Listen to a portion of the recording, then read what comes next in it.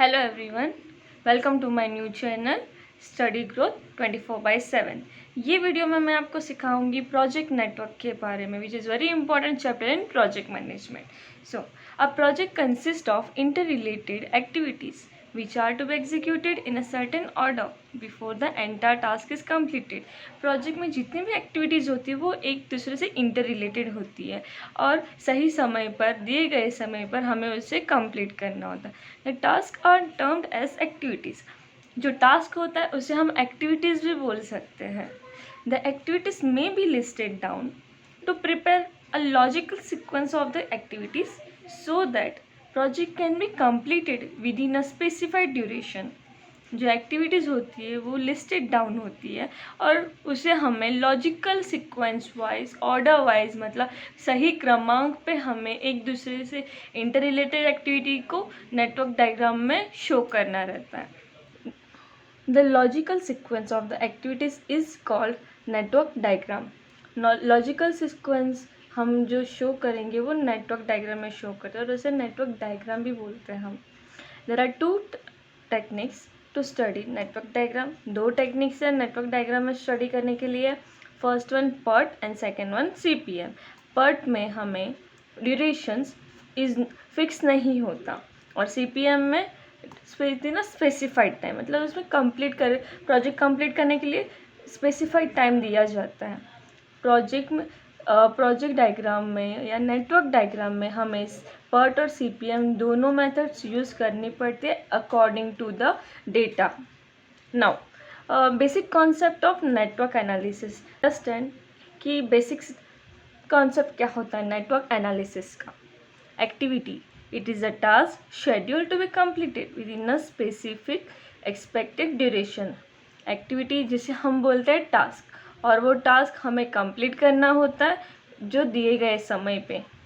Event an event represent the starting और ending point of the activity. Event हमें दर्शाता है कि स्टार्टिंग पॉइंट से लेके एंडिंग पॉइंट, एक्टिविटी का एंडिंग पॉइंट कहाँ तक है। The two ends of the activities are referred as start head or end or tail node, always denoted by numbers in a logical order। इसमें activity A दी गई है, उसका starting node है I और ending node है J। Let's understand example. An activity A may be represented by nodes I, J, where I and J represent the head and tail nodes respectively। The start nodes I represents the start of the activity, whereas the tail node J shows the completion of the activity। जैसे कि आप सब देख सकते हैं कि activity A का starting node I है और J वो एंडिंग नोड है। वो रिप्रेजेंट I और J रिप्रेजेंट नोड्स को करता है, from where it starts and from where it's end. कहाँ से स्टार्ट होता है, कहाँ से एंड होता है।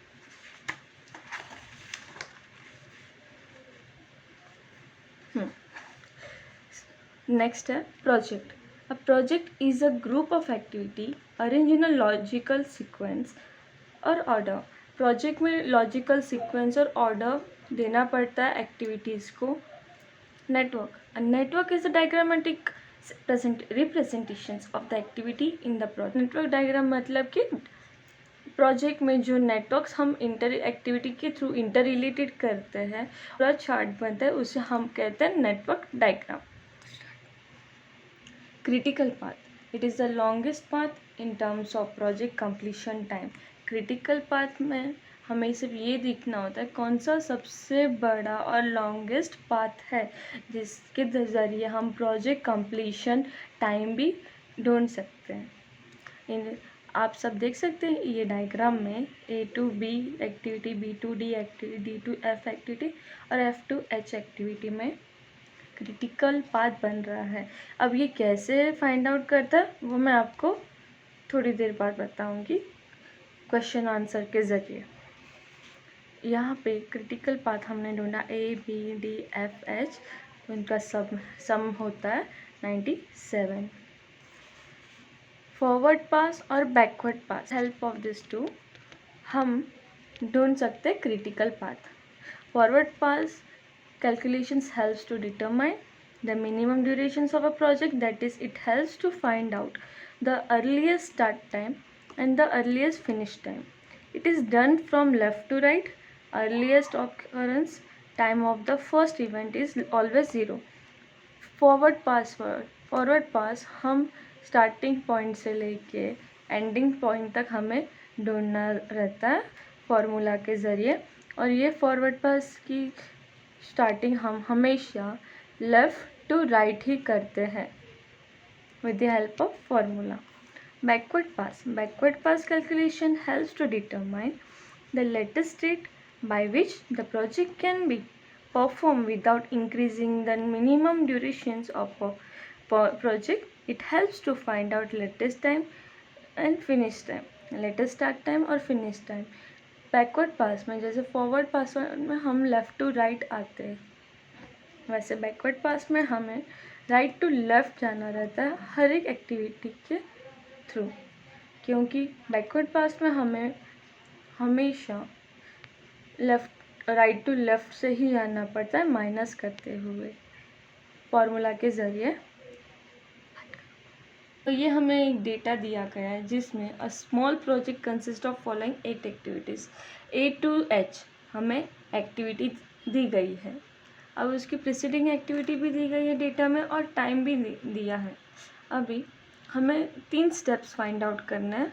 नेटवर्क डायग्राम पहले बनाना है, फिर क्रिटिकल पाथ हमें चेक करना है और प्रोजेक्ट कंप्लीशन टाइम, जो कि इम्पॉर्टेंट है। जैसे हमें दिया गया है कि एक्टिविटी ए जो हमारी स्टार्टिंग एक्टिविटी है उस और लास्ट एक्टिविटी है एच। तो स्टार्टिंग एक्टिविटी में स्टार्टिंग एक्टिविटी ए है, प्रीसीडिंग एक्टिविटी कुछ नहीं, तो ए अब हमारा स्टार्टिंग एक्टिविटी होगा ए।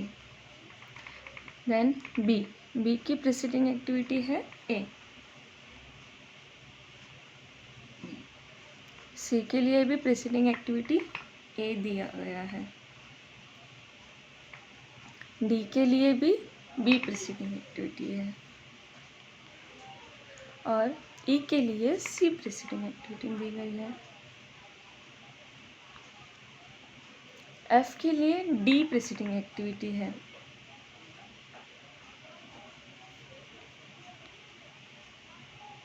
और जी के लिए ई प्रीसीडिंग एक्टिविटी है और एच के लिए एफ और जी प्रीसीडिंग एक्टिविटी है।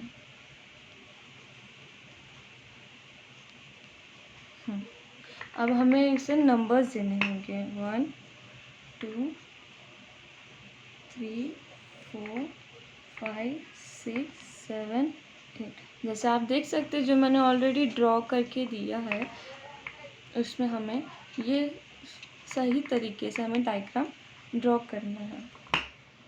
ए के लिए टाइमिंग दिया गया है 20, बी के लिए टाइमिंग दिया गया है 25, सी के लिए 5, डी के लिए 15, ई के लिए 30, एफ के लिए 35, जी के लिए 5 और एच के लिए 2। फॉरवर्ड पास और बैकवर्ड पास के लिए फॉर्मूला देखना पड़ेगा।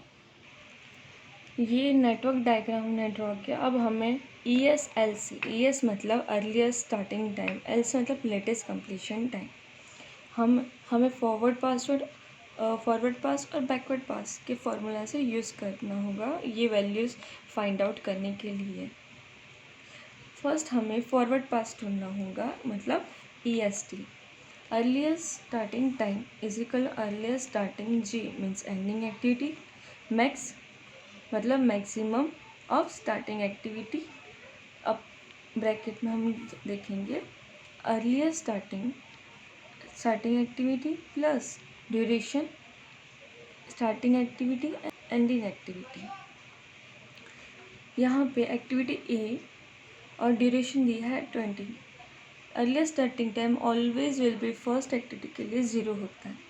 20 प्लस 0 20। एक्टिविटी बी के लिए 25 ड्यूरेशन दिया है और अर्लीस्ट स्टार्टिंग एक्टिविटी 20 है, क्योंकि स्टार्टिंग एक्टिविटी ए के लिए 0 थी।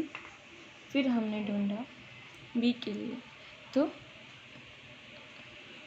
बी के लिए हमें 20। पहले हमने ए एक्टिविटी ढूंढा, ड्यूरेशन 20 दिया था और स्टार्टिंग एक्टिविटी के लिए हमें 0 पहले यूज़ करना है, एंड 0 + 20 20।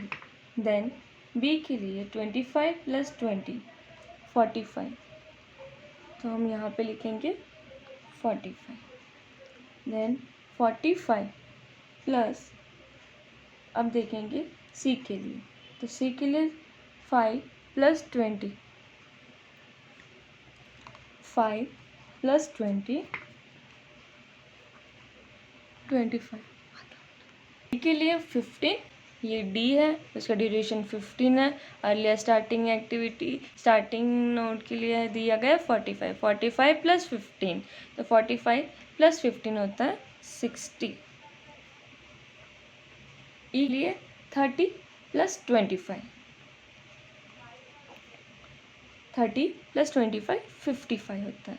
ई के लिए 30 + 25 होता है, तो अभी हम लिखेंगे ई के लिए 55 25 + 30 30 ड्यूरेशन था और E S T earlier starting time 25, इसलिए हमने लिखा यहाँ पे 55। अब एफ़ के लिए, ई के बाद हम जाएंगे एफ़, तो 60 + 35 60 + 35 95, तो हम यहाँ पे लिखेंगे 95। अब जी के लिए, ई के एफ़ के बाद जी के लिए हम लिखेंगे जी duration is 5 and earlier starting time is 55 then 60 is the total. For H 2 is the duration and 95 earlier starting time, so total is 97 time है 97।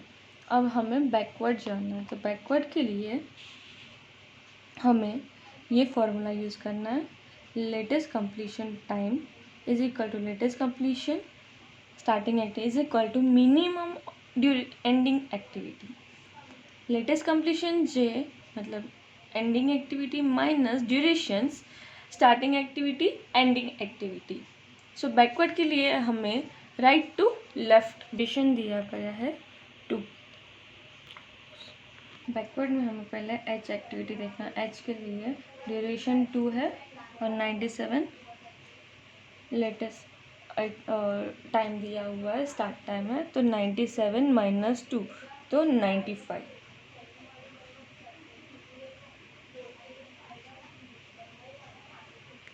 तो 95। जी के लिए 95 - 5 95 - 5 90 लिखेंगे हम जी के लिए।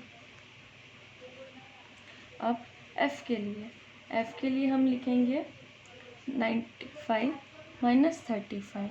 एफ़ के लिए 95 के लिए हम ई के लिए हमें लास्ट कंप्लीशन टाइम देखना होगा, तो उसके लिए 90 - 30 60 90 - 30 60 आता है। फिर डी के लिए हमें 60 लास्ट स्टार्टिंग टाइम दिया गया है, जो ड्यूरेशन 50 से माइनस करें 60 - 15, तो 45 is the answer.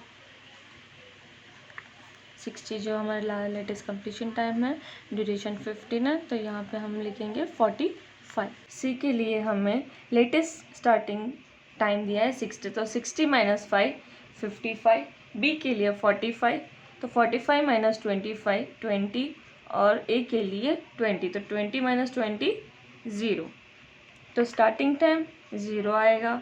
20 diagram ready. ये forward password formula, backward password formula है। अब हमें क्रिटिकल पाथ हमें ढूंढना है, तो यहाँ पे हमें नेक्स्ट स्टेप है स्टेप 2 क्रिटिकल पाथ ढूंढना। तो क्रिटिकल पाथ के लिए ये 3 कंडीशन ज़रूरी है, तो हमें पहले चेक करना होगा ये तीनों सिचुएशन सेटिस्फाइड हो रही है as per the critical path, तो हम आगे करेंगे सॉल्व। तो earlier starting activity is equal to latest completion activity is equal to होना चाहिए earlier starting activity for node 1 is 0।